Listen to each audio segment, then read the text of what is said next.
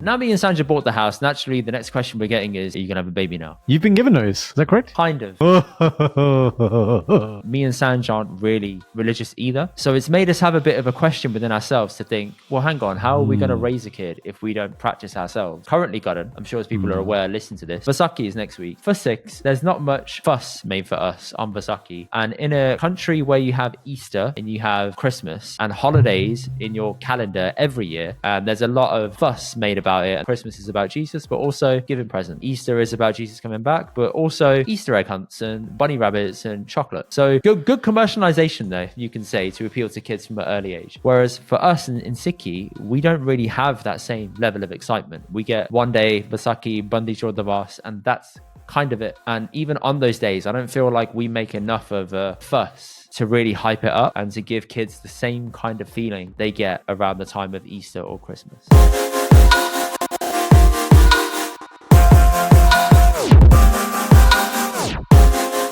What's up, people? Welcome to this week's episode of the Indy and DR podcast. DR. It's the DRE, you know. Ooh, DRJ, you know who would wasn't be. expecting that either. Okay. DR. Y'all forget about me. Doctor. Still. How are we? Still. Doctor's good. Doctor's had a very jam-packed evening, as you know. Wow, third person references. I like it. Had a gym session followed by a telephonic meeting with Paran in the car, jumping into a catch-up hike in the rain, traversing the forest that is near our house, to come back and jump on the podcast with my lovely co-host Goku. So yes, are you Goku? Listen, it doesn't matter. I got the kapre, okay? No, fair play, but all right, just to be honest now. You're really good at being honest. That's one thing I'll give you props for. In Dragon Ball Z, who would you be?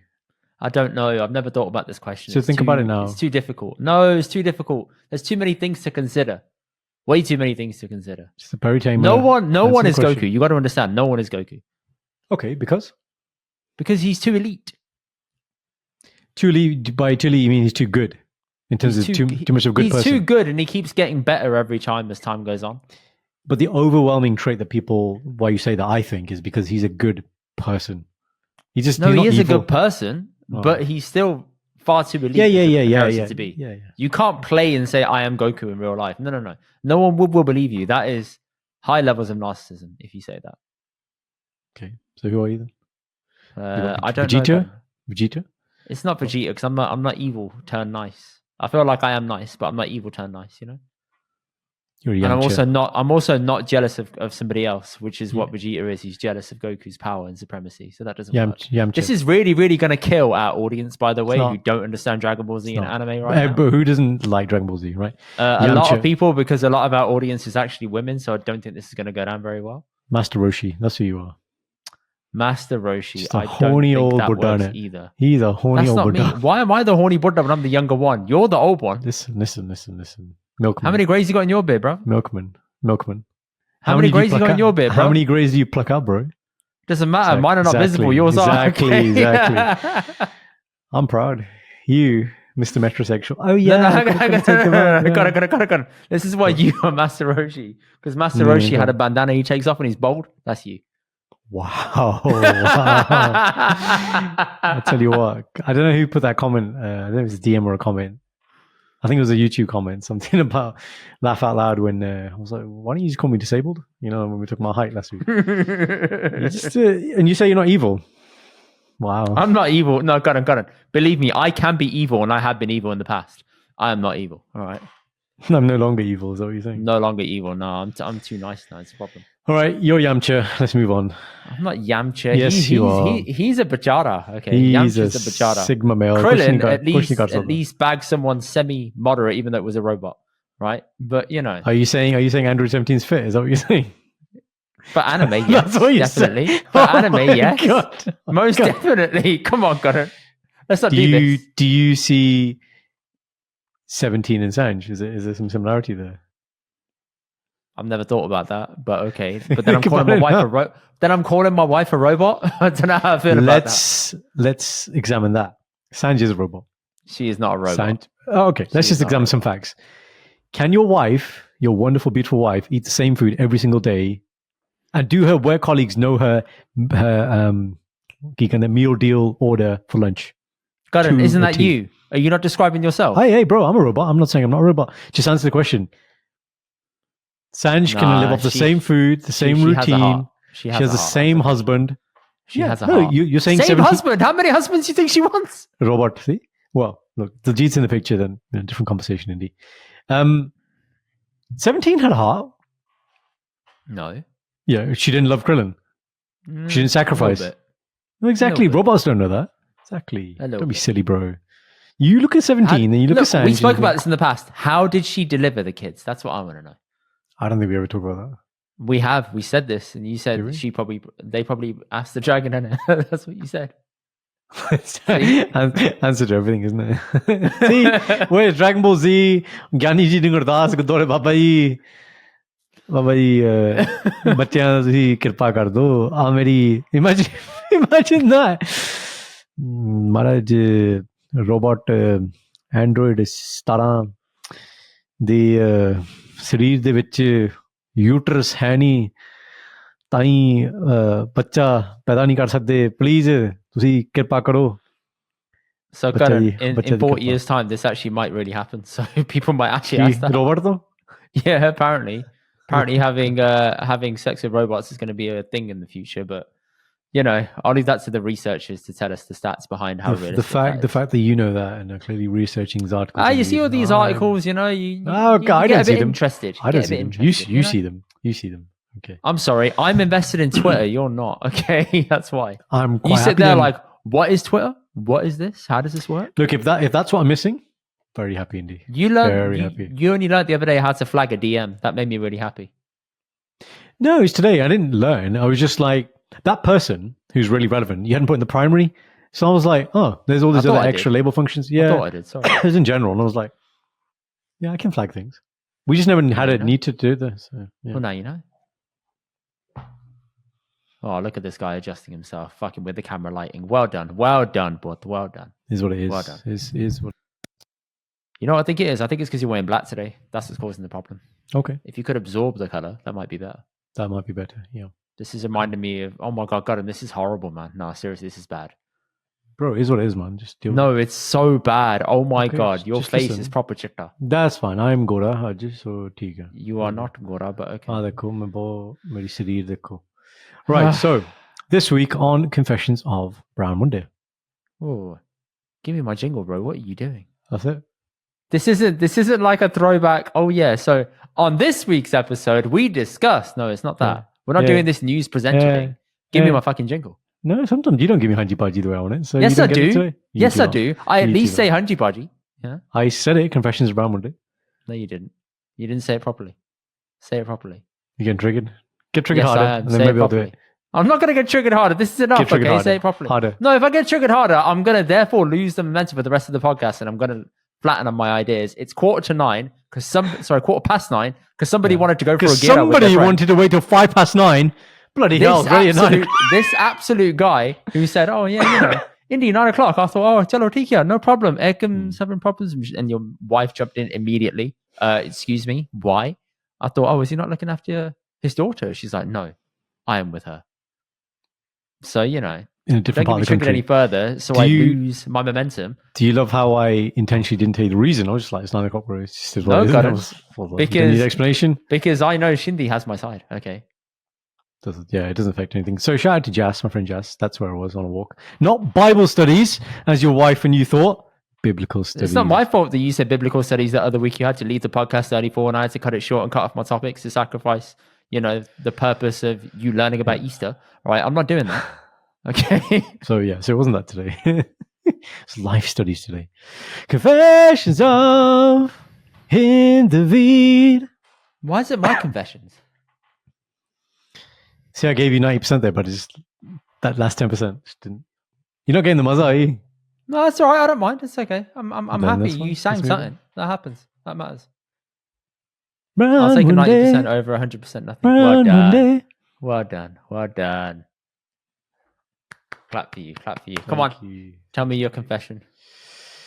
Never ask your amazing new mother of child for a lion. You wanted a lion. Context. Please tell me more. Context. So I was doing a late shift till 2 a.m. Okay, that's the first part. Okay, I've got back. Helped Shindy with income kind of related duties in terms of going to sleep. So feed, topping up things, pani di botalan, the nappies are all lined up. Everything is ready. She's in a cot. I have clearly said, Shindy does not agree at this point. I have clearly said, it's Friday. Tomorrow, we're not going anywhere. We've got no meetings, no guests. We've got a very chill day. This last weekend, by the way. 9:30, I'll come with your breakfast tray. Now, on a normal working day, which is, conventional, normally kind of 9 to 5, question from Indy. It's not a question, just adjust your mic forward. Like, pull this bit forward.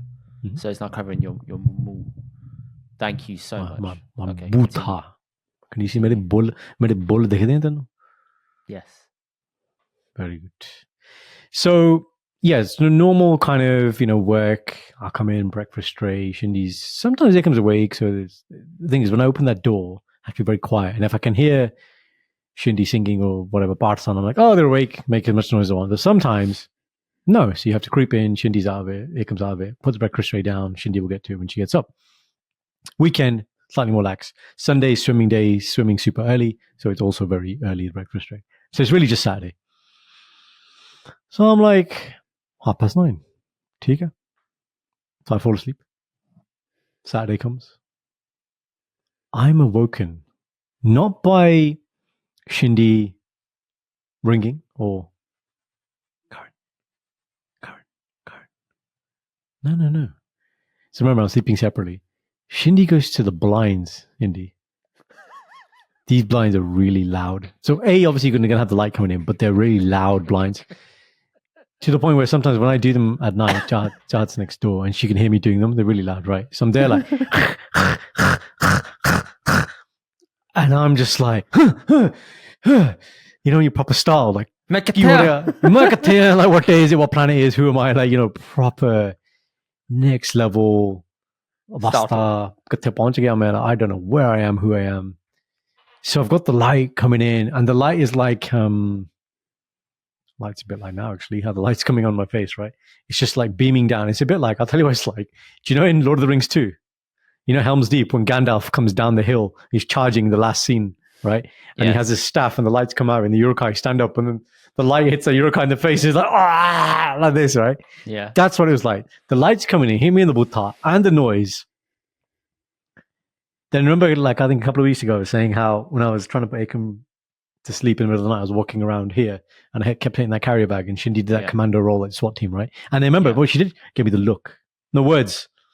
Look. Again, no words. No words. I mean, if there were words, it would be, are you taking the actual piss? That's like a Shindy phrase. Sometimes, as men, you do something and you genuinely, like there's no malice in it or intention. You don't know what you've done wrong. And she'll be like, what did I do? Are you taking the piss? Are you actually taking the piss?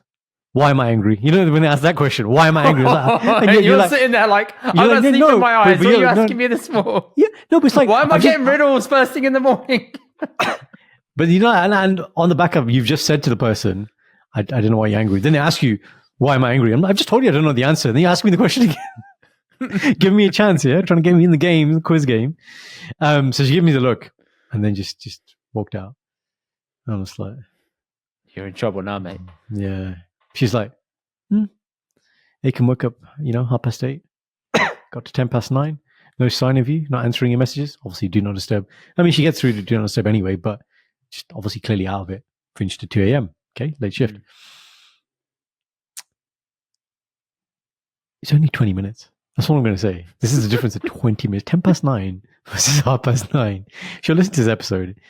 And what often happens is, when we have these confession bits, specifically about Shindy, we've already talked, and then she'll pause it. Yeah, we've talked about this though. We've already talked about this, but then she'll be like, I don't think you fully understand the point of streaming. I was like, no, we've discussed this. We don't need to rediscuss this. We've discussed this.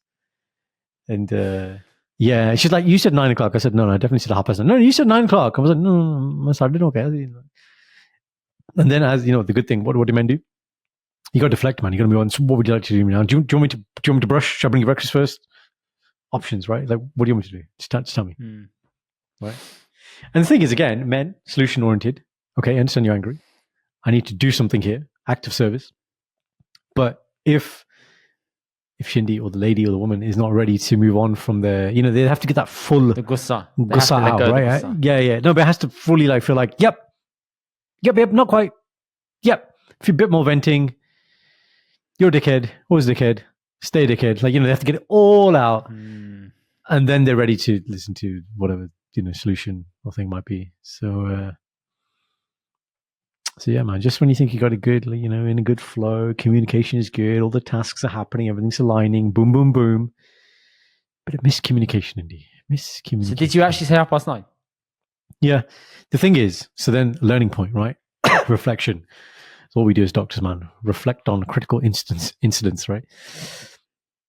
Once you agree something, Indy, what do? Put it in writing, mate. So the last message with the good night, love you, cuddles, I'm going to be like, see you at this time. 9:30. Because then it gives you a chance to rebuttal at that point. If there's no rebuttal, I'm in the clear. Thank you very much. So why didn't you sleep in your own room on a Friday night at 2 Wow, a.m.? you're such a Shindy. I am not wrong in thinking this. Why are you doing this, my friend? You know what it is? I'll tell you why. Because, Karan, I'm just asking what everyone in the audience is probably thinking. No, they're not, because they don't understand. They are thinking this. They don't understand. People, if you're thinking what I just thought, comment and tell me, Indy, I thought just what you thought. Please. Okay. All right. Let me know I'm not alone. Here are the 2 points of context. Number one, Akam generally sleeps throughout the night. Okay. So the point generally, there's 2 points for sleeping with a partner. One is obviously to help. You're just backing my point up here. No. The reason for sleeping together is one, I say the primary point is to help with baby related stuff throughout the night. So in the initial period on weekends, Fridays, yes, that was the given. The second point is obviously, cuddle time with the missus, which obviously is a lot less when you have a baby, right? Because baby takes priority. So A, she's sleeping through the night. But B, now when I do a late shift, generally I would sleep in a little bit later anyway, so I can be ready for that late shift. But this day I had to get up and do tasks at like 9 o'clock. I had this meeting I had to go to, and then I was with Akam. And so basically I'd been awake for a long, long period of time. And so I said to Shindy, yes, normally I would sleep here on a Friday and a Saturday, but today, because of that, I just need to knock out and then I'll be functional tomorrow. So that was the reason I was not sleeping here. So your reason was because you had a stack day on Saturday? No, Friday. But how does that weigh into Saturday? If I have because I'm tired, I'm really, really tired. If I have a shift and if I don't sleep now, the thing is, I've told you this before, when Akam will move around and stuff, and Shindy's fine with it. Whereas if I'm here, and even if she's fine, and she doesn't need anything, and I hear the noises, I'm like, what's going on? And I can't knock off. It's very hard. Where Shindy can just sleep through it. So, if you don't understand it, I don't understand through the night. Yes. Sleeping seamlessly is not what you think it is. You think it's just she doesn't make any noise and she's like out for 8 hours. She's out, but she still makes noises and moves around, but we don't need to do anything. I think we do, but there are some genuine times when we actually need to pick her up and put her back to sleep and dummy and nappy and stuff. That's the issue. So from my point of view, any movement is I'm going to wake. So on Saturday, you had a busy day with Brone, etc., until like midnight. No, that's been a very heavy day with people coming in and out. Yeah. Numerous Bande Padilla hosting, entertainment. Everyone leaves, more cleanup. Yeah.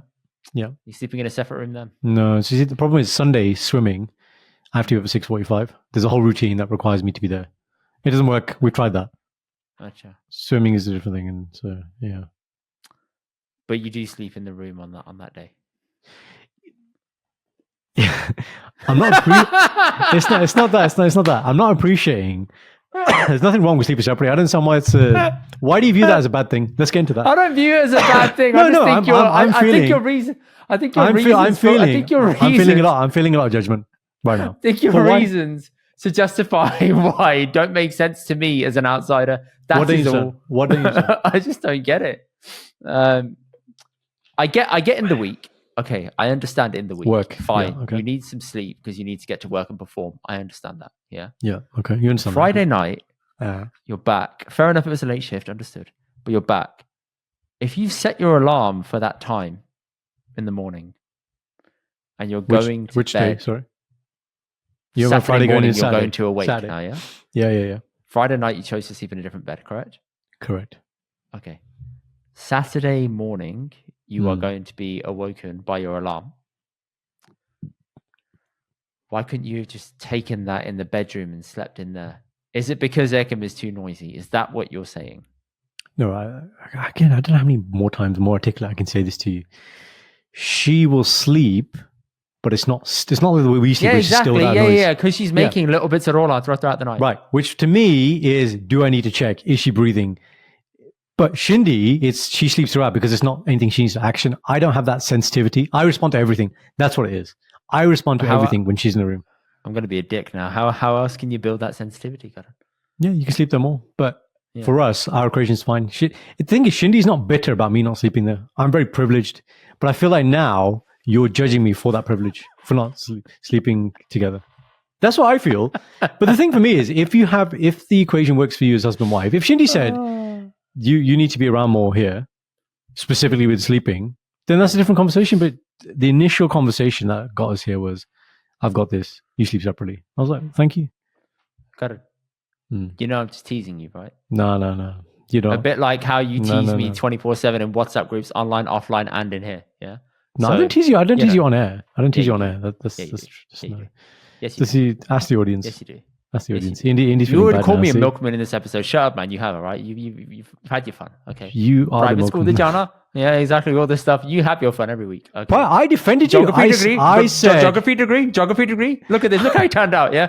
Punjabi nahi bolta. Yeah. All this stuff, right? Okay. This is what I'm saying. Okay. Now listen. Now listen. I said. Listen. No. Let me land. Let me land. I will mute you right now. I will mute you right fucking now. You know what? You're getting muted, bro. You're getting muted. All right. You're not getting muted. Right. Listen. This is what's happening. Okay. You have your fun. Online, offline. All the time. Online chat kardi. I have my little bit of fun now. And you're like, oh, I feel really judged. No, relax, man. It's fine. But you are judging me a little bit. No, I'm not. I'm taking the piss. I don't care about your sleeping arrangements. As long as my niece is intact, that's all that matters. Do you think of me less of a man because I don't sleep here? No, God, I don't give a shit. As long as you're there for your daughter, that's all that matters. Then you'll be less of a man in my eyes, right? If you're not there for your daughter. Okay. Yeah? You don't believe me, do you?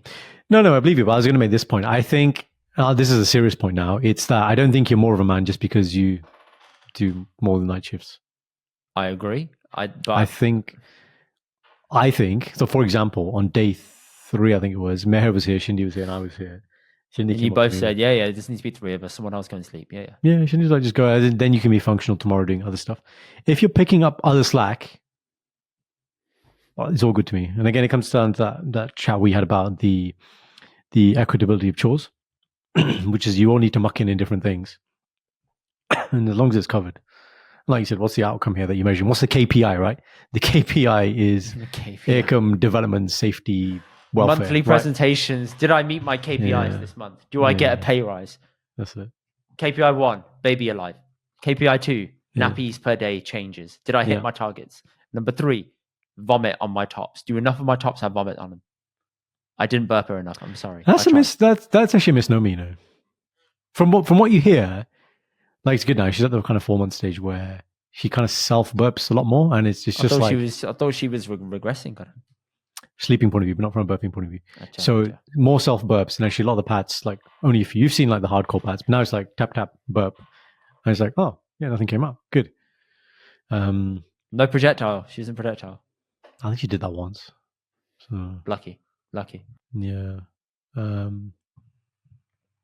Yeah, interesting. Didn't think you'd take it there. Interesting. Take what word? Take it there, yeah, you know, it's all right. It's fine.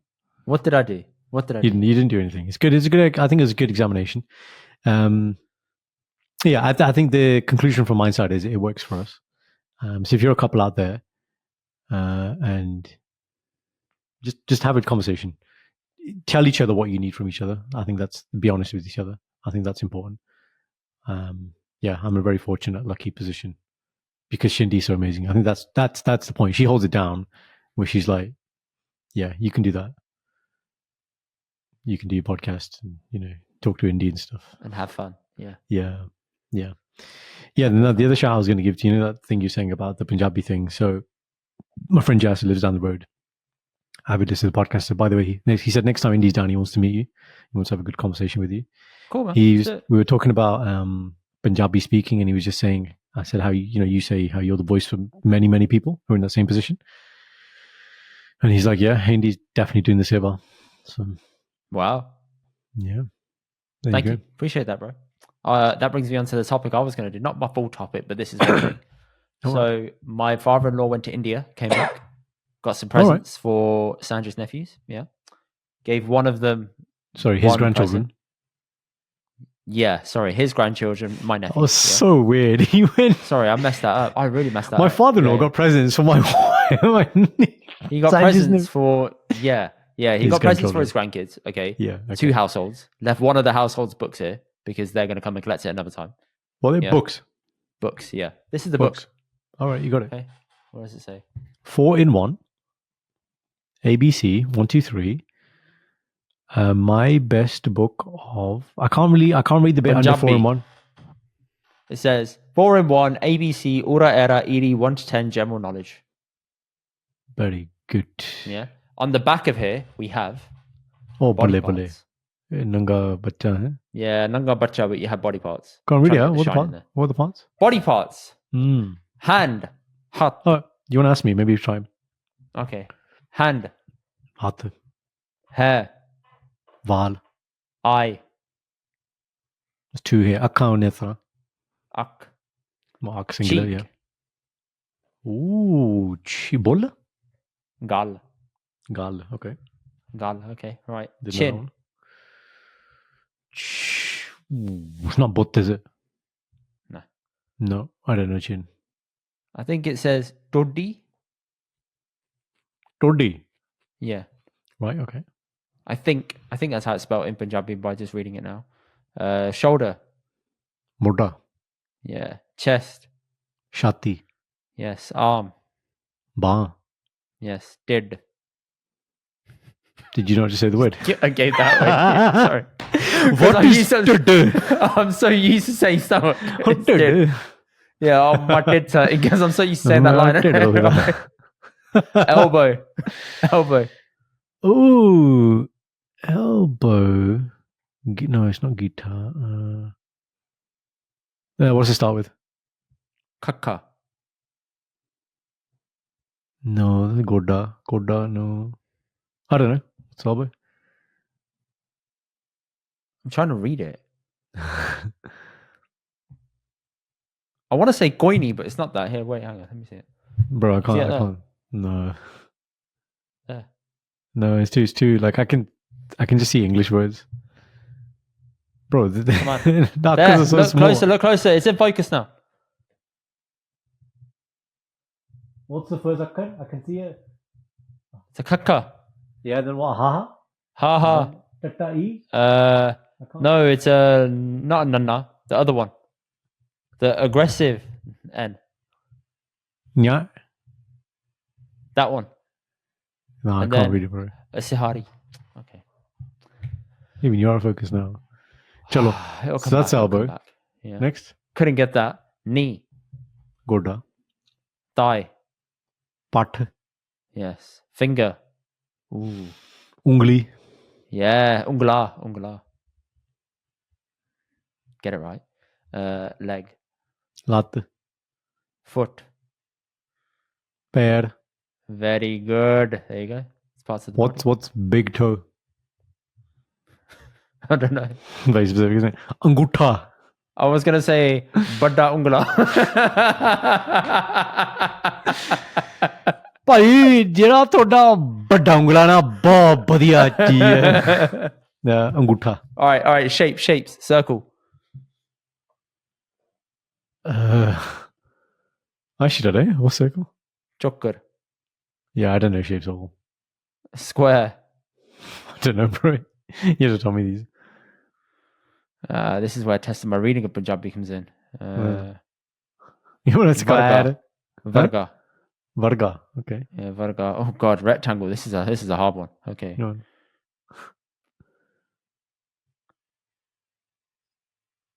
Oh Jesus. A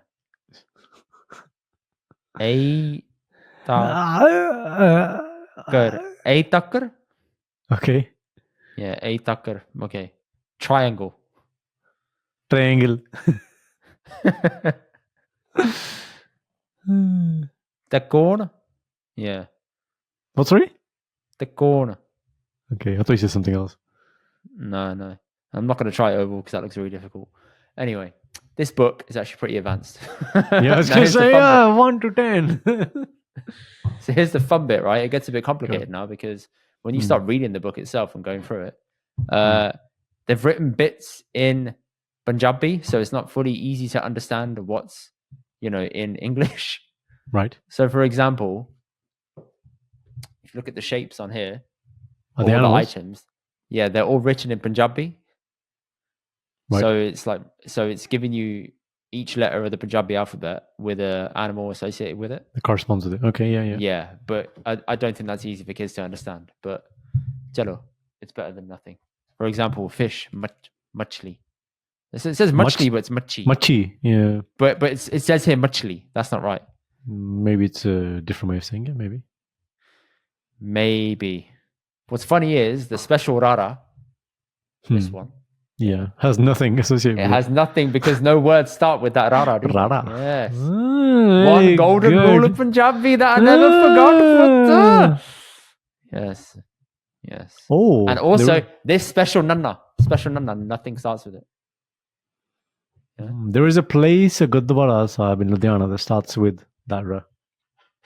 That shouldn't be right. Rara Sahib.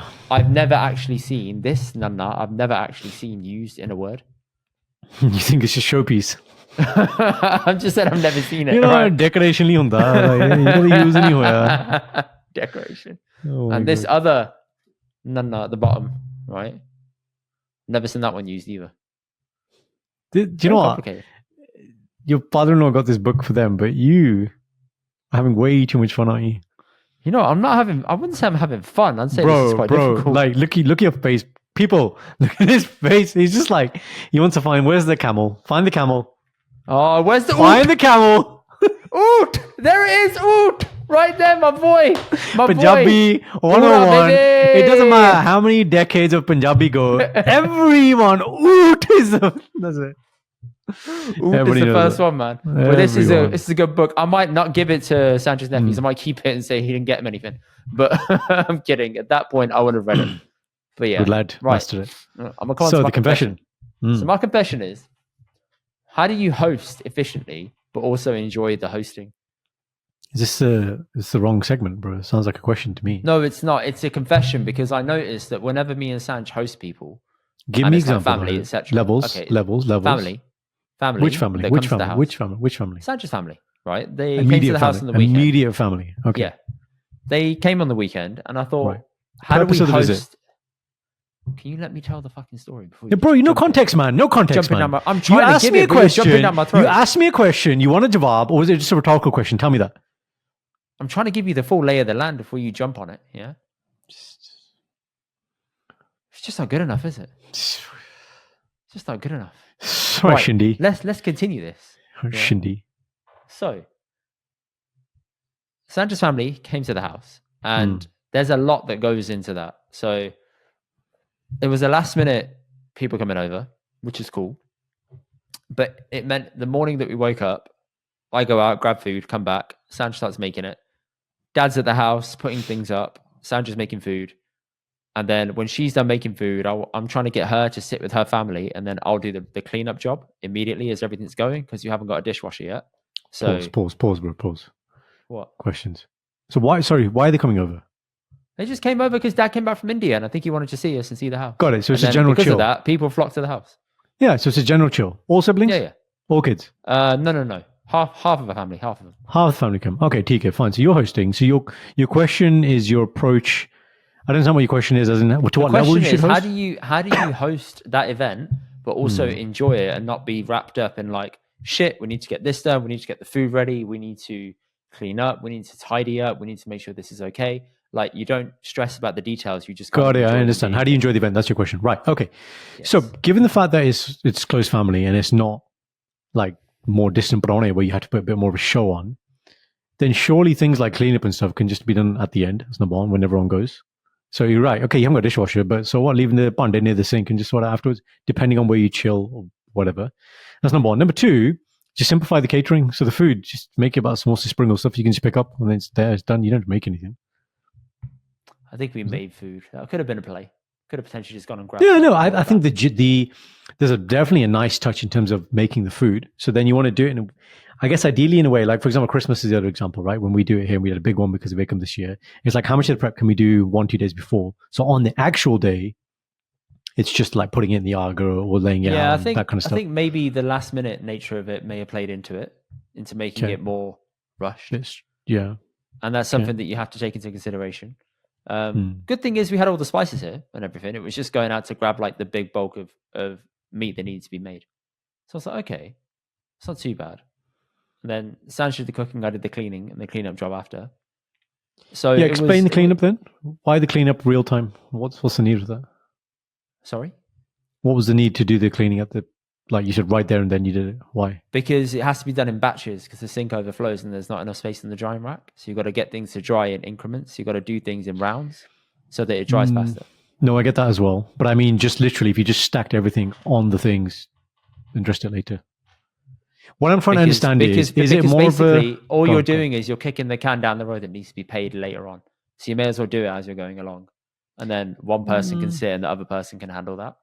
No, yes and no. But I'm saying if your question is, well, I'm doing that, but I want to be sitting with family, then the answer is then just don't do it and wake up and leave the house. The answer to that is yes, fair. Yeah. But I was just trying to think, is there a better way of going about it? Perhaps it could have just been left and do it later, but you're paying that back later. So to me, it's the same pocket of time. No, but it's not. But later on, you're not trying to entertain guests. It's just you clean the pande. You're not having a conversation or you're not feeling guilty. How's that the same? That's not the same at all. True. Fucking drying rack time and you make it sound so complicated. Increments, this panda, this panda, this panda. Yeah, man, you got to do the big pande first, the big patillo first. Yeah, so they dry faster, so they take up less space in the sink. Come on, man. About these things. If I'm honest with you, yes, even though I was giving you shit for it, I do exactly the same. But if it's when it's bigger events, I like to attack the sink and get the dishwasher loaded. So when people leave, it's just on. It's done overnight, in the morning, empty next day. There you go. Yeah. But I can peel away because I know I'm not needed for hosting. Whereas in this situation, it's your house. You two are doing the hosting. Even though it's just family and no one cares and everyone's really a host. Yeah. I think when it's close family, you're less of a host. I felt like I was Dev Patel in Slumdog Millionaire when I said, I'll do the bande. And it's when he goes to the house, he says, who are you? And he says, I ordered a dishwasher. He said, bye. I am your dishwasher. Yeah. I was like, I always wanted to say that line. So I said the line. I was like, I am the dishwasher. There you go. Wow, the highlight of your life, mate. Okay. So just to unpick it, did you feel stressed? Is that what you're saying? Or? No, I didn't feel stressed at all. It's just in hindsight, I thought, to stop that happening in the future, what's a better way of going about it so that there's the chance for both of us to sit and chill and also for us to make sure that we're cleaning up in an efficient way afterwards. Because it's not like you just clean up and you sit down. You're like, okay, I've got to do other stuff as well in the day because we're not just going to sit and do nothing. You want to make the most of your Sunday in it. So, okay. So what conclusions have you come to? What's the approach next time? Conclusions are, number one, prep ahead, if possible. If you cannot, then just make the sacrifice and say, Charlie, it is what it is. Just deal with it all later. When was the plan made? That morning. Oh, it was actually super late plan. Okay. Yeah. So we were planning to go to Sandra's dad's, but he wanted to come here. So we're like, oh, okay. So we'll do the hosting bit now, which is cool. We can do it. But I think because it was so rushed, we didn't get a chance. I didn't get a chance to sit with everyone because I was. How do you feel about like Domino's Pizza? I think Domino's Pizza is the most mid pizza in the world, and I think it's shit. Okay. That's not the point I was trying to make. It's also expensive, but yeah. That I will agree with. Domino's Pizza is expensive. For example, just ordering in is expensive. Yeah, so you'd rather cook. Yes and no. I'm saying if it's a late plan and your concern is what you just stated, pizza always wins. You grab a slice, you don't need to do anything, it's done. Drinks are there, pizza's there, it's done. There's no effort required. You throw away the dabbe. Actually, then there's no cleaning either, Indy. Just done. Still plates. If you use plates, or you can use plastic plates. Raw hand. Yeah, no one eats raw hand. Yeah, it's very rare that you'll do raw hand or like on a handkerchief, but sometimes, depending on the size, we'll just do plastic plates. Easy, black bag setup, bang, done. Fair point, Doctor. But Domino's, yes, very expensive. To give people some context, Asda do a great deal. I still can't believe this deal exists. 2 pizzas, personalized, £6, a bottle of like Fanta, Coke, whatever, and they used to do like a free cinema ticket or a Sky Movie pass, £6. Whereas your Domino's, Asda pizza is probably better than Domino's because Domino's just tastes like cardboard. I do like it. I'm not gonna lie, but I guess I don't have it often. You know what, Karan? I'd rather. You don't like it. You don't like it. But £30 so minimum. So much to the point where I'd rather go without than ruin the experience. For example, the other night I had pizza from a supermarket. I bought like a £4 pizza. I was like, it's a £4 pizza. I know what to expect. It's going to be very average, and I did. I was eating it. It was fine. I was happy. Sanj comes home. She has a slice of pizza from Home Slice for me. Exact same pizza, pepperoni. So I was like, okay, I'll eat that too.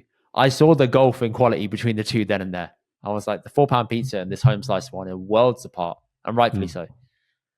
But like, if that was Domino's, I'd have been like, I don't see the difference in the taste, really. Just great maybe marketing, marginal gain. But yeah, minimum you're going to be spending is £30 minimum. Like I look at all the deals. I'm just like, it always ends up right around there, £35. You're just like £6, £35. Come on, bro. Anyway, have I helped with your things? So prep, outsource, get somebody in, get help. That's your other. You could do that. Get help. Fucking hell, that's just more expensive than Domino's, bro. Fucking all right. Let me just order a full caterer to come to my yard. I don't know, man. Like, again, it's very different where you guys live. But here, most people, there's like £10 an hour type thing. Everything's £10 an hour there. Handyman, cook. Everything, man. My Bijli guy. I'm like, indeed, this is your guy, man. £10 masseuse, £10 an hour. Massage, physio, £10 an hour. Massage £10 an hour would be really good. She's not £10 an hour. Yeah, okay, good. That's what I was saying. She's very good though. Yeah, good. Man, that day I was complaining about the bloody early start to my day. I was supposed to have a massage that morning as well. That got cancelled because I had to do other thing. Shindy got a massage, by the way, that day. Shindy got her massage, right? Yeah, damn right she did, bro. Yeah. Ain't about you that day. You had to grovel. It's fuck that. You're like, okay, I'll give it the massage now. All right, I'll give it up. You can enjoy this. You enjoy it. I hope you enjoy it. Yeah, exactly. Because I didn't get it.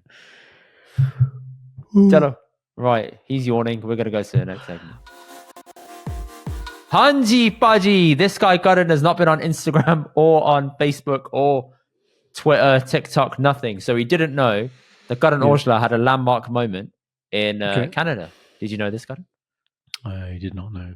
You sound you're talking about something Karan Aujla related, but I didn't. And you just didn't bother to read it, did you? Yeah, okay. No, too many other things, Sleep, having lions and that, Yeah, mate. Living the dream. I'm living the dream. Juno Awards. This is an award ceremony in Canada. Yeah. Juno or Duno? Juno. Juno. Right? Juno Awards. All right, cool. He won the Fan Choice Award, which is a landmark moment because Canadian music is having a bit of a Punjabi music revolution at the moment. And I thought it was pretty fucking cool to see that at a non-Desi event. So he's breaking into the very mainstreams now of music. So Juno, is that prestigious? I wouldn't say it's massively prestigious. I'd say it's a big award ceremony. Okay, I guess from a music point of view, all I hear is about the Grammys. That's the only one I hear about. But so what you're talking about, is it like the BAFTA of the music world? Okay, the Juno Awards is an industry award ceremony. It has evolved into a week-long festival that travels city to city across the country in Canada. Okay, so it's a Canadian awards specific presented thing. by the Canadian Academy of Recording Arts and Sciences. It's an award ceremony, got it? Yeah, no, I understand that. But I'm trying to correlate Oscars, BAFTAs. You can't correlate to that level. No. That's not a fair comparison. It's like, think of it as go on. Similar level as the BAFTAs. That's it. That's what I wanted. Fine. So this is Because the has some BAFTAs is a prestige. British ceremony. This is a Canadian ceremony. Got it. Okay. Take care. And give me, what about previous winners? Are we talking like people like Drake and things that won this, or? Probably in the past, I wouldn't be surprised if you got some Yeah. recognition. But because Karan Aujla has been doing so well there recently in the last couple of years, he got an award as a recognition for his work of what he's doing. And he pretty much won a popularity vote, if you think about it. If you look at the name of the award, which is the Fan Choice Award, that's a popularity contest. And in that same category, Shub was also in there as well at the same time. He was nominated. But Diljit wasn't. No, because it's Canadian artists, Karan. Canadian. Okay, then that is different to the BAFTAs. What, you have to be Canadian to win this, or not? I assume so, because it's based on Canadian music and mainstream. So Shub is, I think, in Canada. Am I wrong in thinking that? He's not Canadian, is he? Hang on. You're asking me questions to the answer. But even Karan Aujla, he's not Canadian, is he? Like, you just said that the way they have to be Canadian. Karan Aujla has been in Canada for years, man. Yeah, but in Canada's not the same as being Canadian. It's a bit like how AP is kind of seen as Canadian now. It's the same thing. Okay, so there's people who reside there. That's what you're saying. No, I don't think it's that either. Then, okay. Shub from Canada. Here we go. Canada-based singer Shub. Yeah, Karan, shut up, man. Yeah, Canadian. So he's living Canada. there. He's living there, yeah. He's obviously from India. He's Exactly. Punjabi, and he's Indian. He's not Canadian, is he? Yeah, obviously, but it still counts, though, doesn't he? No. No, I understand your point, but I was like, I said Diljit, and you're like, oh, that obviously he can't be nominated. And I was like, okay. Yeah, but that doesn't make sense. No, but Look, Karan, artists from my who point are of view- nominated in the Juno Awards are based on several factors, including artistic excellence, commercial success, critical acclaim, innovation, and contributions to the Canadian music industry. got it. Yeah. Fucking Yeah. hell. No, but even that last bit, it's like, are you telling me people in Canada don't listen to Diljit? It's like, everything you've said there argument-wise is that, oh, they live in Canada, therefore they've been nominated. I'm pretty sure it's how they've grown the Canadian music space by actually being in Canada. Yeah, exactly, by being Canada. Because I think a large portion of those people... It would be the same way how if you have in the UK someone like JK, he would be firstly in a Brit Asia Award ceremony, for example, and then he would maybe go into maybe a kind of mainstream version of that in the UK, and then go forth from there. That doesn't mean he's not from another country if he was. I think JK is actually from Derby, so that's a bad example, right? But it's just trying to show that he had a landmark moment. Basically, Karan, you've completely fucked my announcement. So thank you so much for that. Just didn't make your announcement very well, did you? But, okay. You fucking so donkey. props to Karan Aujla. Yes. Props to Karan Aujla. And props for what he did. That was very impressive. And it shows that Punjabi music is growing more and more, not just from the Dilge, but also through other people growing it in different ways. I mean, Sidhu did a lot of crossover stuff, man. Sidhu as well, yeah. But for this past year, I think Karan Aujla had a land, what's the word I'm going for? Slide? A groundbreaking moment, not landslide. A groundbreaking moment with his albums, with Icky, etc., all of his singles. He even performed one of his songs there as well. I think it was Softly. He performed it on the day. I'm thinking, whoa, that's big, bro. Fair play, man. Gordy loving your music. Smashed it. Mass appeal. Massive. Because is there any, apart from Punjabi music, what other types of music have been accepted mainstream? Probably loads. Like, I'd say Afrobeats definitely has. Yeah, that's a good one. Yeah. Afrobeats, that's a really dancehall. good example. Yeah. Loads of other types. Reggae music, garage, I guess those have been accepted underground so long. grind, I don't think of them as not drill. Come on, kind of man. mainstream. You're but really you see- showing your naivety here. No, but you see my point. Like those, when I think mainstream, I just think of them anyway. I never think of them being what Punjabi music now is coming into mainstream. But you're right. Yeah, they've been established for a long period of time. Yeah. Okay. Listen, Punjabi MC wasn't a flash in the pan. We're here to stay. That's all I'm saying. The trailer for that new film with Monkey Man that Haroon went to go see yesterday, and go and watch his TikTok review, people. He summarized it well. He sold it to me. I want to go and see it. The guy got exclusive access to go see it premiere live. Fantastic. Well, when is it out? This week, I think. Which by the time this airs, it will be out. Is it out like now? I don't think it's out now. I can find the release date. Okay, it's okay. Don't worry. I'll look it up. Release date. You know, when I'm baby free, I can just 29th of March, this Friday. Oh, yaar. Actually, no, that's Miss wrong. Monday. When It's is the this? 5th of March in the US. 5th of Yeah. March, 5th of April in the US. Right. Apparently it is airing, 29th of March here in Sorry, England. not bank holiday. Okay, Mm, maybe catch you next week. But yeah, Punjabi MC was using the bit of the trailer I saw. it was. And Jay-Z, it isn't it? actually weirdly fit. Normally I get annoyed when that happens, but it actually fit. Rock in the building. Yeah. Yeah, I remember when that came out. I really liked it. Now I listen to back to it now. It's so annoying. Yeah. Yeah. Yeah. Yeah. Even the Jay-Z remix, annoying. Yeah. Well, you make no. I like Punjabi MC. I like Mundian Bach Ke. I just don't like the Jay-Z remix anymore. Why don't you like the Jay-Z remix? I don't know. It's just rock in the building. His voice is so annoying in the song. I don't think his voice is annoying in it at all. I feel like the fact that he did a special verse for Punjabi MC was big.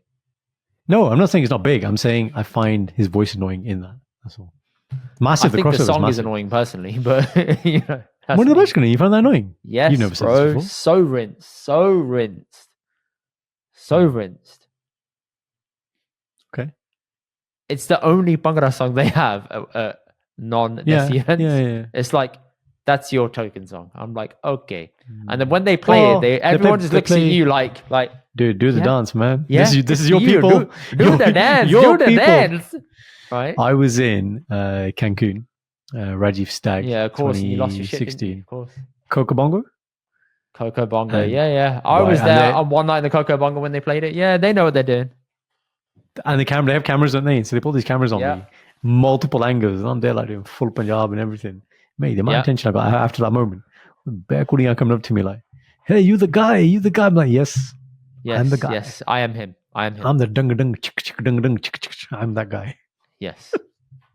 But yeah. Hey, you know what's funny? That bit you said there. It's where people look at you like, huh? Your people. Yeah, you. Yeah, this is like, you. Yeah.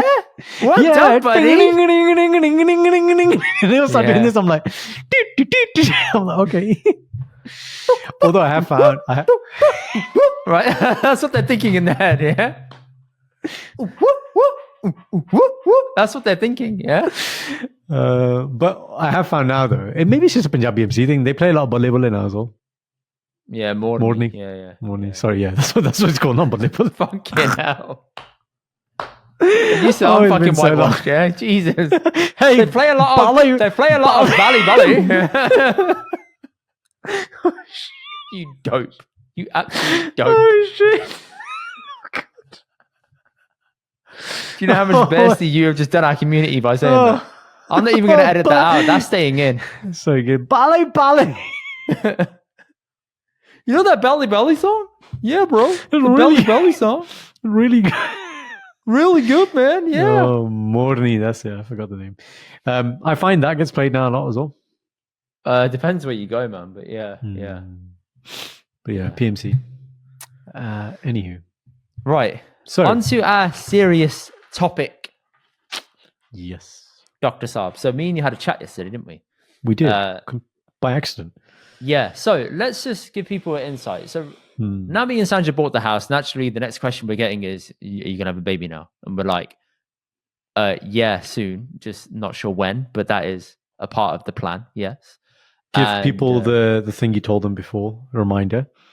When big life events are going to happen, such as Indy buying a house, what's the period of notice that you must be given? A year. Right. So therefore, it's going to extrapolate what you just said there. You've been given notice. Is that correct? Kind of. I think Sandra's told me like after we had the house, that's the next step. And I said, yes, that is the next step. So notice has been served, I guess you can say. And that's fair. I can get my head around it. That's cool. Right. Yeah. But now we're having conversations about like how we want to raise a kid in the future. So for example, at the house now, we've got a painting put up of Guru Angad Dev Ji. Yeah. And it's the one done by, is it Gurdwara Singh? Okay. And it's the one you see at Gurdwara where he's writing some Bani and there's a flame, and the flame that is lighting off has Ek Onkar in the flame, in the smoke that's coming out of it. Really beautiful painting, right? Good. Put it up, and then me and Sanj had a bit of a chat where we're thinking, actually, what's the way that we want to raise our kid in the future so that they have some understanding of Sikhi, but me and Sanj aren't really religious either. So it's made us have a bit of a question within ourselves to think, well, hang on, how are we going to raise a kid if we don't practice ourselves? But also we want them to feel like they're a part of their faith. Because currently, Karan, I'm sure as people are aware, listen to this, Vasaki is next week, depending on when you listen to it. But time of recording for us, it's 2 weeks. For you guys, it's 1 week. And for Sikhs, there's not much fuss made for us on Vasaki in the mainstream of society. Muslims have Eid, for example. That's a very big deal. For Sikhs, we don't get that. And in a country where you have Easter and you have Christmas and holidays in your calendar every year for kids in school is planned around those two periods. So you get your Easter break and your Christmas break. Obviously, summer holidays are summer holidays. Yeah. But those two periods are really big. And there's a lot of fuss made about it. And there's a lot of commercialization. For example, Christmas is about Jesus, but also giving presents. Easter is about Jesus coming back, but also Easter egg hunts and bunny rabbits and chocolate. So good commercialization there, you can say, to appeal to kids from an early age. So when kids are in school over here, they have a lot of affinity and excitement around that time because you get chocolate, you get presents, you get time off school. It's a nice time. Whereas for us in Sikhi, we don't really have that same level of excitement. We get one day, Vasaki, Bandi Chor Davas, and that's kind of it. And even on those days, I don't feel like we make enough of a fuss as a community / religion to really hype it up and to give kids the same kind of feeling they get around the time of Easter or Christmas. And me and Sandra are quite conscious of this, and we don't want our kids to sort of fall into that. If we are successful to have kids, I'm not tempting fate here at all. You know my feelings towards this. I'm very, very cautious. So we're thinking, what's the right way to do this? And we're having these conversations now about how do we want our kid to be embedded into this? Are we going to take them to Gurdwara more often? Do we need to start going to Gurdwara more? How are we going to teach them about, if we have a boy, I'm hoping that we will keep their hair. Obviously, all opinions I'm holding today are going to be open to some discussion with Sanj, because both of us have to agree on how we want to parent our kid. And there's a lot of talking points here that I feel are quite relevant to our community and our society that we kind of need to talk about. And what's the right way of going about this if you're not somebody who has followed Sikhi to the T from a very young age, but you have some understanding and knowledge of it? How do you impart that on your kid without completely going all the way in and being overbearing, but also being a bit of a hypocrite and being questioned by your kid one day saying, well, you're not doing this properly. Why am I doing this? That was a really long way of introducing it and explaining it. But yeah, there you go. You might as well just carry on. I don't think. I'm not sure what the question is. You want to add? That question is so big. I don't know where you want me to start with that. It's sort of a question of what's the right way to go about this for somebody who isn't massively religious in Sikhi, but you want your kid to have some we need to start there culture. And define what's your definition of massively religious. So am I massively religious to you? I think there's tiers, isn't there? But the tiers are not like, okay, I'm saying tiers. I'm not being the dick, right? Oh, no, I'm saying great choice of word, like premium Sikh, like super, like, Rabba ko pahunch gaya, like Sikh, like super Sikh by name. Did you know that there was a game on the App Store years ago called Super Sant or something, and it was like a Who Wants to Be a Millionaire style questioning. It's called Super Sant. I swear it was called Super Sant. I'm not making this up. I do remember this. Yeah, you remember? Yes, I played it with my mum. It's actually quite good. It's so hard. It's so I got past a couple questions. I was like, I don't know the answers. It's good though. Again, that you gamify it. That's a good way of teaching. So, for example, let me we can go back into your thing in a second. But one of the things we do now. So I used to teach a Sikhi class. I do less of it now. I help more kind of with the one-day camps, but the Sunday classes still happen. And when I do get time, I go and help. One of the things, the games they play now is basically the child or children will think of a person, a famous Sikh person. So let's imagine it's Bach Ke Ji. Have you heard of Bach Ke Ji? No. Okay. So Bach Ke Ji is that famous photo you'll always see of a Singh on the battlefield giving pani to the enemy soldiers. You'll always see it in Gurdwara. Yeah. So you've seen that picture. You know what I'm talking about. Yeah. That's Bach Ke Ji, right? So the kid will have that in their head, and then basically they play like a guess who. So the kids would be like, okay, is it a Guru Sahib? No. Is it male, female? Oh, so that's Whatever. 21 questions. That's cool. Right. And it's really good because then they do it. It's a game. They're really, really into it. They're like, oh, who's the person? Who's the person? And you get like really obscure ones as well. And sometimes it's not a person. It could be like this person was so good. So, you know, when they talk about the Sakhi, it's actually really relevant. They khande batte the amrit. So, Mata Sahib Ko ji put the patase in to sweeten it and kind of balance it a bit. So the person in their head thought patase, that was the answer. And so the game went on for ages. Of course, they'd have been like, what is this? Have you made this up? Who is this?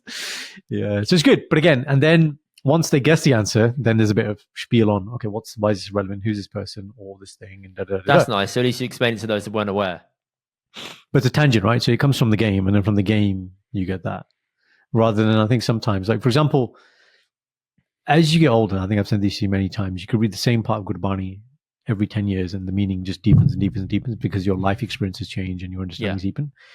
But trying to impart my 33-year wisdom to a 5-year-old child, like, don't you get it? Don't you get how beautiful and valuable this is? They're just not going to get it. And like I think I've said to you on many occasions, is with Sikhi, actually with anything, you know, like when I teach medicine to medical students, you see me do that. It's about meet the person where they are. So I always try and find the bit in Sikhi that somebody finds interesting, the bit they might have a bit of that kind of inkling towards. And then I start there and then I go deep from that. Rather than trying to tell them what I find interesting in Sikhi. I think that's what happens sometimes. People try and you should get it. This is amazing. This is valuable. Yeah, it is, but they need to experience it. So you have to get to the point where they can experience it for themselves. Like a lot of kids, you know, a lot of kids they ask questions because they're just inquisitive, right? So for example, why should you keep your hair?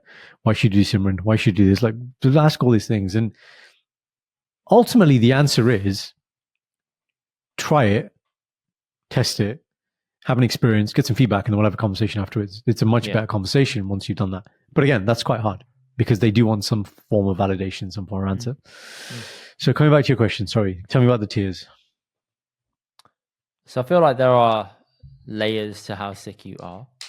There are some who are obviously completely Amritari, aka baptized for those who don't understand, and those that follow Sikhi to the T. Yeah. There's some beneath that who maybe don't do that. I mean, you're forcing me to choose some parameters here that are not exactly fair, but okay. Bro, you use the word tiers, man. I didn't say it. Some who won't eat meat, they'll be vegetarian, but they aren't necessarily doing Bart the correct amount of times a day they should be, or they're not going to Gurdwara all the time, but they're vegetarian by choice. Okay. Yeah. Now, within that middle of in between those two levels, there's also some Singhs who keep their hair, but also aren't going to the Gurdwara or doing anything in that sort of way either. So, and then there's Singhs who fall beneath that as well in the vegetarian bracket who are like, oh, some days I'm vegetarian, some days I'm not.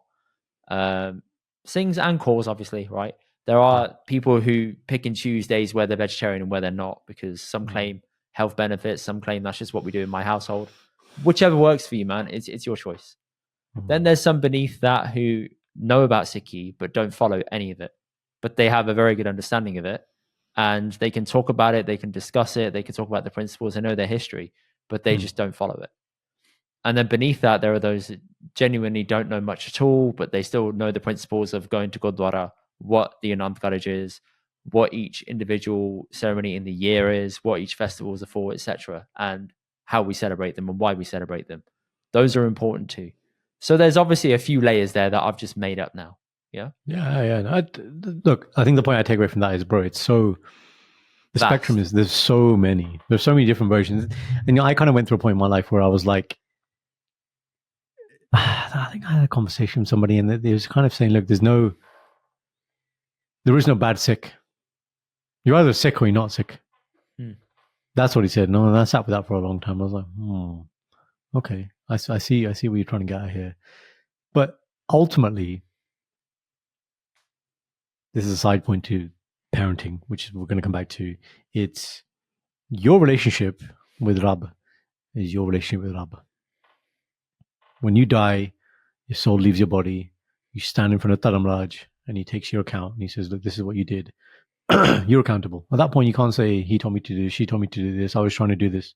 Mate, you're accountable for your own karams, your own actions. So therefore, your equation is with Rab himself. I always tell kids this as well. I always say, look, the point of Guru Nanak Dev Ji, the point of Guru Gobind Singh Ji Maharaj, the point of Guru Granth Sahib Ji is not to say this is the only path to God. No. Many, many millions of different ways to get to Rab. But people got to Rab before Sikhi. People got to Rab before any Dharm. Point of Sikhi is it's an expedited version. It's in our history when we break up time. So time is a construct. There are 4 jugs. Jug means like periods of time. So Satyug, Dwapar, Tripta, and Kaljug. Kaljug is what we're in now, the Dark Age, right? And so the message, the greatness of Guru Nanak Dev Ji, and therefore Sikhi. And again, this is something I explain to kids. I say, look, Sikhi is a Konkar. There's one God. To explain a Konkar, Mool Mantra is written. To explain Mool Mantra, Japji Sahib is written. To explain Japji Sahib, Guru Granth Sahib is written. Everything's like that. It's like a Russian doll. Everything comes to that. But ultimately, it's that. A Konkar, there's one God. It's a nice way of explaining it. The genius of Guru Nanak Dev Ji is simply, we live in Kaljug, in which you're lucky if you get 100 years. Okay, Satyug used to live 100,000 years, 10,000 years, 1,000 years, 100 years. It goes down by division of 10, your lifespan, right? So what used to work there still works, but you don't have the time to do it now. So you need a methodology that works now. For example, I'll give some real science to this. The reason why we give so much importance to Seva, like if somebody asks you like what's important things in Sikhi, you say Seva and Simran. These two things come in hand everywhere. Seva and Simran. You agree? Seva, yeah. Simran, I'm not sure how that is as emphasized in comparison. Oh, bro, it's everywhere. Everywhere in Bani. So no, in Bani it is. I'm talking about in daily practices of like how you are as a person. I feel like Seva is spoken about more as a fundamental basis of Sikhi versus Simran. I'm not saying that is correct, FYI. That's what I think I perceive across people. Interesting. I think then probably because Simran is the spiritual side to Sikhi, let's say. Yeah. But that is what's going to connect you up. All right, this is a little side tangent to that now. The reason why one isn't given more importance than the other. So I asked somebody this once, what if you just do Simran and you don't do Seva? The answer is you get spiritual ego. Simran is so powerful. You read, if you came to Ekam Sukhmani Sadha Part, there's a pankti in the start of Sukhmani Sadha Part that says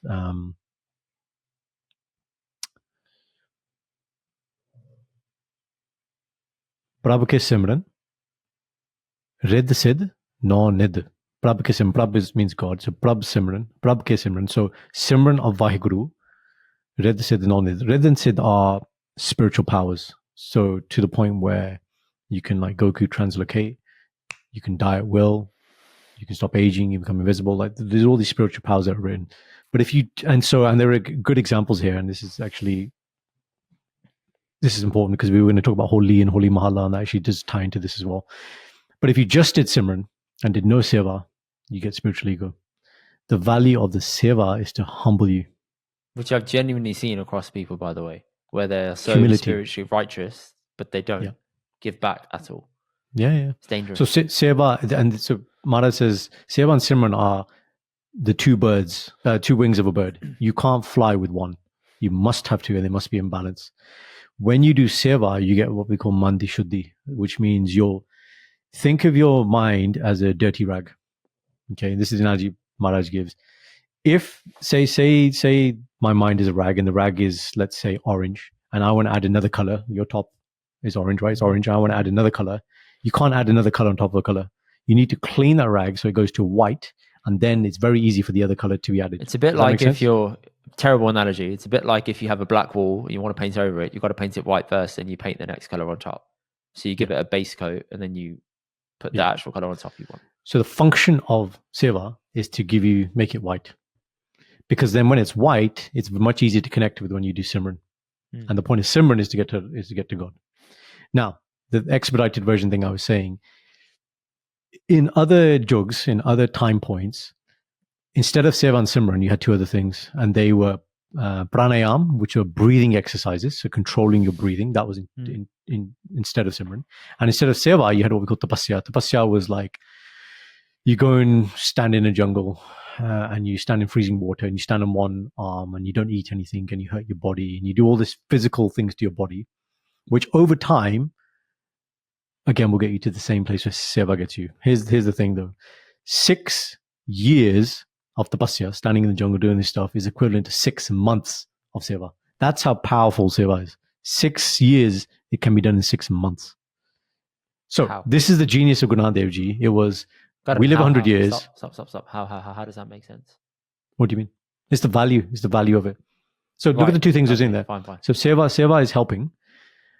Tapasya, doing these things to your body and yourself. The point is, like I said, remember the painting the wall, making it white. Both things will get you there. It's just that we have expedited versions in Sikhi. That's the genius of Sikhi. But Guru Nanak Dev Ji Guru Singh just said, look, we've done it. We've shown you it works by our example of living. Follow it if you want to follow it. But you know it works because we've shown you as an example. That's it. That's the genius. Okay. So coming back to that then, the main question, which is what's the right way to raise a kid that is connected to Sikhi to a point where you're comfortable with it as well, but you're not overbearing or pushing it onto your kid. It's weird how life becomes a bit cyclical. And growing up, sometimes you might have been forced to go to Gurdwara when you didn't want to. You didn't understand the reasons behind it. You didn't know why you were going. And then the older you become, you get freedom of will, basically. Well, I hope you do, to not go to these things, to not go to these functions. And then now when you think about having kids, you're like, oh, wait, I actually need to check myself and probably reconnect in a way that's more healthier for me and what I need to understand or what I want to get out of it so that I can impart that wisdom or that piece of knowledge on my kid. And that's super powerful. And it's quite humbling because you're like, whoa, I never thought that I'd have this full circle moment. Right.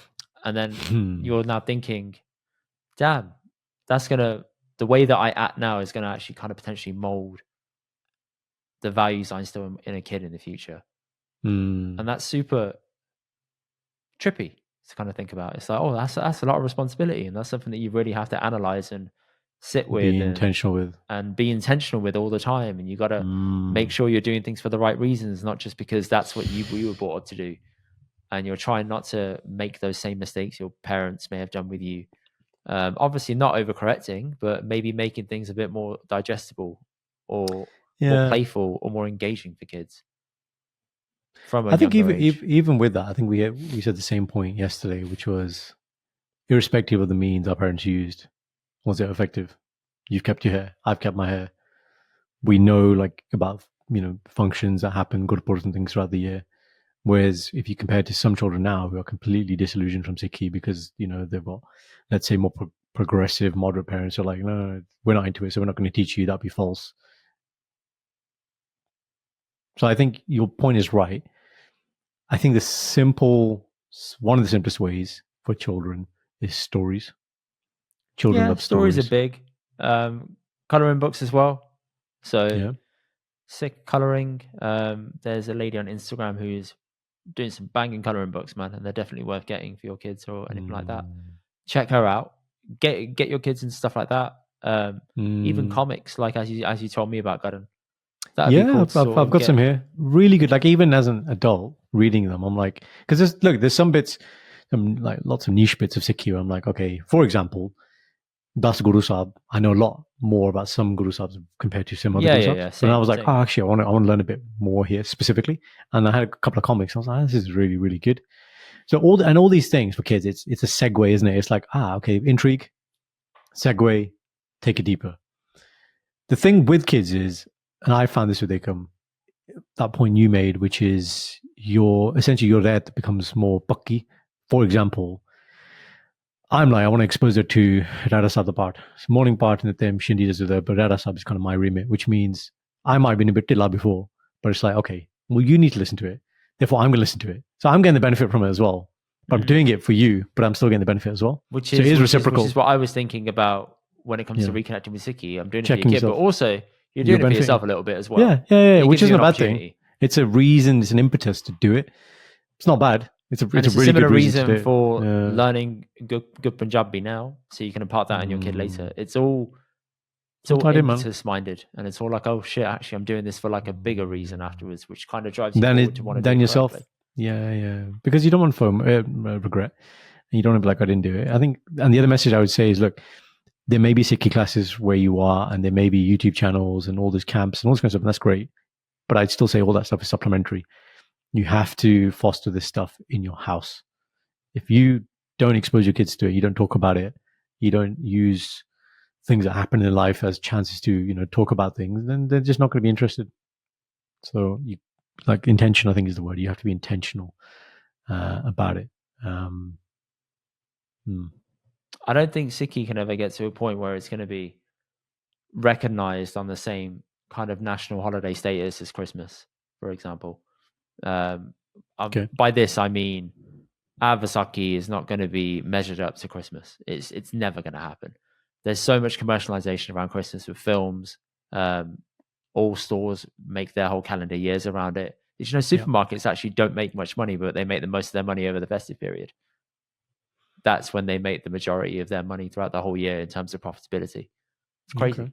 Okay. So there's a big, what's the word? A big societal push around it that I don't think that we're going to be able to get. But then it's thinking, okay, how do we maybe bring some of those principles into Sikhi itself, into celebrating big events? So on Vaisakhi, I don't know if this is even allowed, but giving kids presents, for example, is that a way? What do you mean allowed? Why would it not be allowed? I don't know if it's something that's potentially frowned upon by someone somewhere. That's why I'm saying it. I'm only saying it to hedge my bets, really. Right?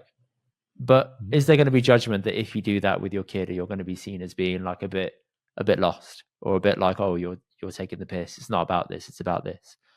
So there is going to be that element of judgment that when you try and add something that's a little bit more engaging for a kid, you're going to be seen as somebody who is watering it down or giving it the wrong message, which isn't the way it should be. It's just thinking outside the box a little bit to try and get them more involved and interested in it. Everybody gets mixed up our time of year on, when is it, October, November, where people say it's Diwali. Well, like, actually it's for Hindus, but for us it's Bandi Chor Divas. And somebody said to me the other day, it was Holi the other day, do you guys celebrate that? And then I said, we don't celebrate that, do we? And then Sanj said, we do Holla Mohalla. And you said, no, that's different. And then you looked into it and you were like, actually, it's not. Both are correct. Yeah, I looked into it and both actually are correct. So the very brief synopsis on this is, it actually goes back to Lohri. Yes, that's where it starts. Lohri and Holi are connected. So that's really interesting. Didn't know that. So I'm going to give a shout out here to Nick, Akal Publishers, produces great literature. Actually, most of the things when we discuss about Ananda Karaj and lots of other various things we've discussed, that is one of my primary sources to look at. He's produced very good free literature. So check him out, guys. Akal Publishers. So in our Sikh Itihas, there is somebody called Bhagat, who's like spiritual person, like saint. Prahlad. Prahlad was 5 years old when he had enlightenment of God. His father was somebody called Harnakash, who again had done lots of bhakti, lots of simran, but spiritual ego. This is actually a good example of what we talked about earlier. So didn't do the seva. And basically he made all these conditions. He said, I can't, the witch king of Agmar in Lord of the Rings said, no man can kill me. He had these conditions or whatever. Yeah. He had these conditions. I can't be killed by a man or a woman. It can't be night or day. It can't be in this and this and this. He had all so we got torn apart in these mad stipulations, like half in, half out of this day and that day. Yeah. And he's like, there's no way it can happen. Anyway, so what happened is his son, he basically said to his son, like, I'm God. You treat me as God. He goes, no, God is God. I'm not gonna treat you as God. He said, no, I am God. And so he got so angry, and because then all the rest of his disciples like, well, if your son doesn't listen to you, why should we listen to you, saying that you're God? He basically tried to kill his son. He tried numerous times to kill his son, drowning him, stabbing him, all these things. They all failed. God protected Prahlad. His sister was somebody called Holika. This is where the name Holi comes from. Holika had this power. Again, she'd got spiritual powers where she could basically set herself alight. Like, think of, the Fantastic Four, the flame person. Yeah. Flame on. Flame on, yeah. So she could do that and not die. So what happened is on Lohri, she basically tried to burn Bhagat Prahlad. And from Lohri, January, whatever, it wasn't January back then, but from Lohri to Holi is how long she tried to burn Bhagat Prahlad. that period of time. He didn't burn. She eventually burned and died. And so Holi is celebrating the death of Holika. That's where Holi comes from. Right. So the death of her, that's where Holi comes from. So there is a Sikh, what's the word? Connotation with Holi. So what's Hola Mohalla then? Hola Mohalla was something introduced by Guru Gobind Singh Ji Maharaj pre Vaisakhi, which was this idea of obviously lots of battles Maharaj was in. I think it was 13 battles in total. And he was getting the things prepared. So it would be like, let's do Gataka practice, let's do archery, let's show me your skills, I'll show you my skills, let's compare techniques. So that was about readiness, not related to Holi. Holi and Hola Mohalla, two different things, one day apart. Make sense? Yeah, that makes sense. Okay. No. So what I was saying was people tend to get the two mixed up with you celebrate Diwali, but I know we celebrate Bandi Chor Diwas. Now, a common thing that Sikhs do is we light a lot of patake, right, at that time. That is a way, if you ask me, to get kids very excited to celebrate Bandi Chor Diwas. How many times did we go to firework ceremonies and firework displays at your local Gurdwara? And you get two in the space of a month. You get two in the space of a month. In fact, okay, three. You get three. Which one's your bonfire night? Okay. Bonfire night, yeah. So you get three in the space of a month. That's lit, okay? Right? You're like, this is amazing, right? All these stuck in, you get to light them in the back of your garden, even though health and safety is a problem. Yeah, sorry, go on. प्यारे साध संगत जी बस इतना ही कहना सी 7 बजे पटाकियां दा show शुरू हो जाना. You know this is really bad, yeah. Like again, it's Gurpur or it's Bandi Chor Diwas, and the Van Hall is just empty. Like they pay these special kirtanis to come in doing amazing katha. Where's everybody? Firework display. Waiting for the fireworks outside. Always happens. Yeah. So funny. Yeah. But yeah, that is one way to get them involved and excited for that. So I'm thinking this year I'm going to try and make it a conscious effort with family, etc., to go to Gurdwara, reconnect a little bit with Sikhi, go and see how other kids are integrating and understanding the importance of Vaisakhi and how it is celebrated at a local Gurdwara and how they try and get the kids interested in it. And if that's not being done to a good standard, then how do you do that at home to allow them to feel as though it's a major day in their calendar for the year? Good questions. Which is what I was thinking. So yeah, all good questions. I think start. That's always my answer to these things. Start somewhere, build, do small things, and then kids are inquisitive. Well, why are we doing this? And I guess you got to have done your prep, man. Or you got to find you have to know all the questions that they're going to think of. Oh, okay, this is why you do this, and this is why you do this, and yeah, like where's that kids thing? Are smart. They can tell if you are lying to them, or if you're chatting it. They'll be like, "That doesn't sound right." And Seva, I always find is a good one too. Like kids generally like get involved in that, cleaning stuff and Bande on the Seva. But there is a little bit of a roadblock with some places we're doing Seva, where there is there is a little bit of elitism in a kitchen. You're not allowed to do the Seva. Where it's like, you can't do this, you can't do that. Do you even know how to do this? You're doing this wrong. And I don't think that's a nice environment to go into for some people. It depends on if you know someone in the kitchen that will actually cut you some slack, unfortunately. And that's not how it should be. It should be anyone should be able to come in and help. It is. But all right, so the other side to that is everything needs to be done with Satkar. So again, we talk about this often in Gujarat, right? So for example, taking Guru Granth Sahib Ji Maharaj from Darbar to Sukhasan to Sachkhand, there's a way of doing that. You don't see anybody just grabbing Guru Granth Sahib Ji Maharaj and doing it. No, but again, that's Seva, isn't it? That's the type of Seva. So that should translate over to the kitchen. So the point there is a correct way of doing things. Agreed. Okay. There should be a way of teaching that and being like, okay, this is how we're going to do it. I'll show you. Get stuck in. That's what it has to be. Or a standard of some sort. Or just a way of saying, if you're going to do this, it's going to be done in this way. And you show people how to do it in this way. It's not, it's not dependent on who's on duty, right? Or who's been there the longest and they've done it this way. And therefore it's just like that. I think having standards and practices and codes of conduct will definitely help when it comes to doing things like Seva. Yeah. So common practices: come in, shoes off, unless you're in the kitchen. I think you get to wear chapel. Depends, case by case basis. Shoes off, socks off, wash your hands, cover your head. Always, if you're serving food, keep your hands clean. Do not touch anything else except for the food you are actually serving. Yep. That's it. I mean, then very common sense things. Just be really, really intentional with the stuff you're doing. That's a nice, simple way to get somebody involved. Yeah. I mean, one I used to do when I was a bit younger, which I often find kids enjoy. When it's a big event, you know, Gurdwara's full, you got multiple people, Gurdwara. You know, when they open up like random halls that you don't know exist in Gurdwara. Bits of the Gurdwara you've never seen before. You're like, what? Overflow. That's what that door was for all those years. You're like, yes, Chamber of Secrets compartments, rumor requirements. It's basically when people finish the langar, taking their tals back to the back to the thing. So yeah, just get stuck in is the point. We were at Gurdwara last year in India, Baba Buddha Ji Gurdwara, and Shindy and I are like, Baba Ji Seva karni si, tusi dasso ki kar sakte hain? I just asked that, and they were like, Pande and Seva, and so we were just washing and drying Pande and stuff, and just got stuck in, see what you can do. Exactly. Yeah. So yeah, very good question, Indy. Takeaway points from that are: nothing's wrong, within reason. Be intentional. Start somewhere and build on it.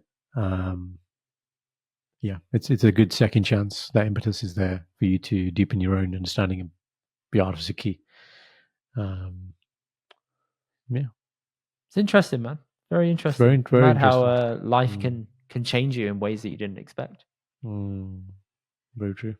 But yeah, people, let us know in the comments your thoughts on this topic. It probably isn't the one you tuned in for this week, or you didn't think that we would touch on it. And I promise you, I didn't choose to wear this Goku top because we were going to talk about this. I just wore it because I wanted to wear it, but also Kalasa, Vasaki, etc. So there you have it. Happy Vasaki to everyone who is celebrating, and we hope you have a top class week. We love you lots. We will catch you on the next episode in a bit. Thank you guys for watching. Check out the rest of our episodes here, and don't forget to subscribe here. We'll see you guys on the next one.